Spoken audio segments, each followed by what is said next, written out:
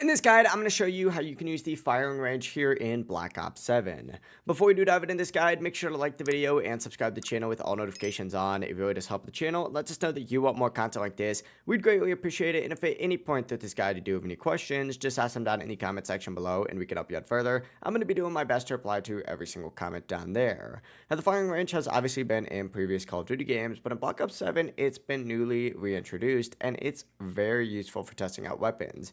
Once you're in the main menu, go to the second tab up at the top, which is called Weapons. From here, you'll go ahead and see a firing range option. Simply go ahead and select that, and it's going to take you to a page that looks like this with your classes on it, and you're going to be able to access the firing range. Now, there is tons of guns to actually choose from to actually test out, which is pretty awesome. But the best part is you can also toggle extra features like the recoil wall as well as moving targets, which essentially constantly, move around. If you prefer your settings button inside of the firing range, you can also change your loadout, edit the target settings, and adjust how many targets spawn and open up your normal settings menu as well. It's a great way to warm up or dial in on a new weapon. If you did find this guide helpful, make sure to like the video and subscribe to the channel with all notifications on. It really does help the channel. It lets us know that you want more content like this. We'd greatly appreciate it. And if at any point throughout this guide you do have any questions, just ask them down in the comment section below and we can help you out further. I'm going to be doing my best to reply to every single comment down there.